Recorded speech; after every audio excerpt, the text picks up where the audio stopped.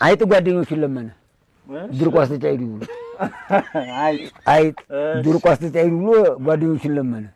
ለኛ ለጓደኞቹ ሁለት ቅንጣት ባቄላ ሜዲ ወርቅ አግኝቶ ወስዶ ለሚስቱ ቀቅ ይላታል። እነዛን ሲያጭዱ አሉትን ሊያበላ ሊጋብዝ አሁን ያችን ቅቅል ታረግና ዝርግፍ ስታረጋት በስላለች አንዲ ናት አፏ ታረጋታለች። ደሞ አንዲቱን ለልጇ ትሰጣለች። አሁን አጫጆች መጡ።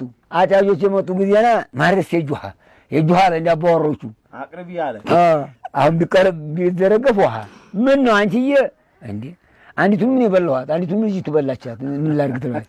አይ አንቺ ይለና ተነስቶ ቀይ ቁጭ ይላል። ድንጋይቱ ላይ እንዲህ ቁጭ ይላል። ቁጭ ያለ ጊዜ እያጉመተመተ አቶ ጭላት ትመጣና አንስተው አረ ተይ ዱላውን አቀብኝ፣ አረ ዱላውን አቀብኝ የወይራውን የባህር ዛፉን ስትል ታይ እንግዲህ ጎራውን ዞርኩኝ አለ። ይዞት ሄደ ጎራውን። አሁን ይሄ ምንድነው ምሳሌነቱ? አሁን ይሄ ምሳሌነቱ ልጆች እዛን ያላቸው ማቅረብ አይምሯቸው ደህና ይሆናል። ታይበሉ ይጠግባሉ።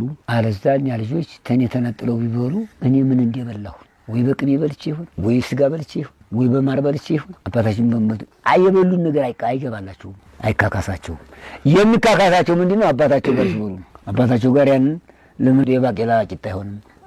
እንዲህ አይነት አዝናኝ የገጠር ለዛ ያላቸውን ፕሮግራሞች ለማየት ወደ ጦሳ ቲዩብ የዩቲዩብ ቻናል ጎራ